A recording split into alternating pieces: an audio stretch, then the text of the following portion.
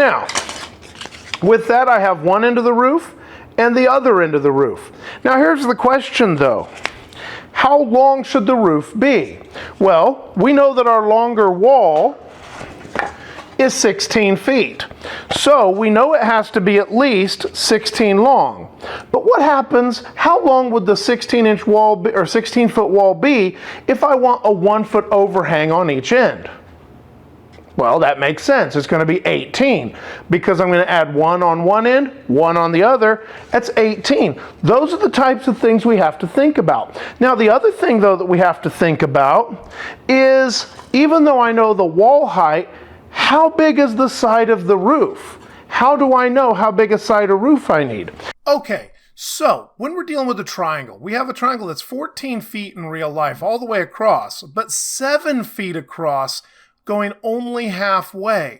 Now, by the way, the apostrophe means feet, versus when we make it in scale, we know that it's going to be much smaller. So a 1/2 inch equals 1 foot.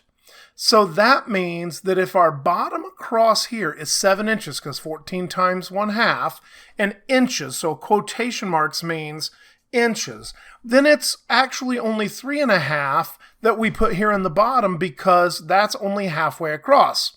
So guess what we're going to do now? We're going to cross multiply. Here, use our calculator.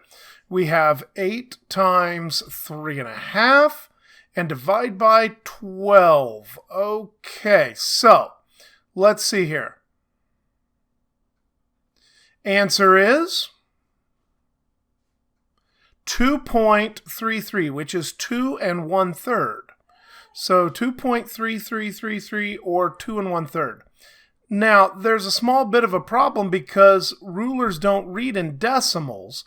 So how are we going to deal with 2.33? Well, you know, if we have something that is 3.5 inches across, 2 1/3 tall, we need to now find the roof side. How do I find the third side of that right triangle? Pythagorean theorem. Let's go to the calculator. 3.5 squared plus 2.333 squared. Now that's going to give us a total number squared. Okay, so that's not the hypotenuse. That's going to be 15.7. And now we need to take the square root. And when I take the square root, I come up with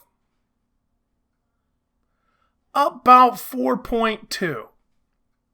Now, 4.2 is just under 4 1/4 inches. But now, here's the thing.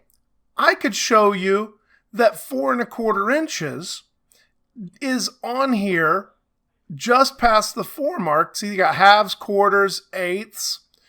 But 4.2, 1/5 of an inch, isn't actually on here. So what we're going to have to do is we're going to have to figure that out. But I can also verify that this is the correct answer, because remember that triangle we made using the traditional method? Using the traditional method, we can actually measure the height of that triangle, and you'll notice it comes in right underneath 2.5 inches, so 2.33 makes sense. Now, the other side, the length of the roof, we say it's 4.2. Well, let's measure that real quickly. If we do that, you'll notice here, put my finger behind it so you can see it, it's just under 4 1/4 inches, which is going to be 4.2. Okay, so now we're almost done with the roof, but one of the things we need to do is we need to actually add just a little bit to this roof, because if you'll notice, most roofs don't end right at the edge. They actually hang over a little bit. So we're going to take 4.2. and we're going to add a foot. Now remember, since it's a 1/2 inch equals 1 foot, we're actually going to add a 1/2 inch or 0.5 inches, and that's going to add a whole foot of length. So when I make the roof panel, it's going to be 4.7 by 9 inches. Now it's 9 inches because remember it's 8 inches for the wall, and if I want a foot on one end and a foot on the other, it's going to make a total of 9. So let's go ahead and build that. Okay, ladies and gentlemen, so here's what I have. Made a little base plate for our shed, made a little foundation, so figured you didn't need to see me do that. We have our 2 side walls, or actually our front and our back wall, 2 side walls, 2 roof panels, and 2 gable ends.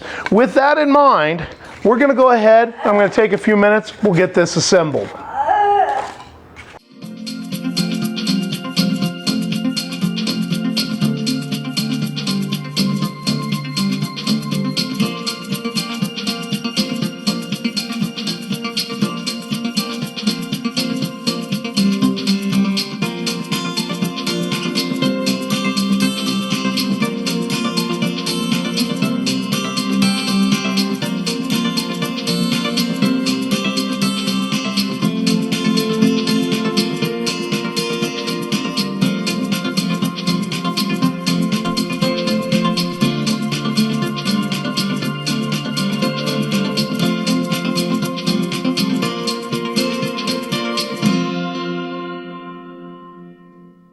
So, there you go.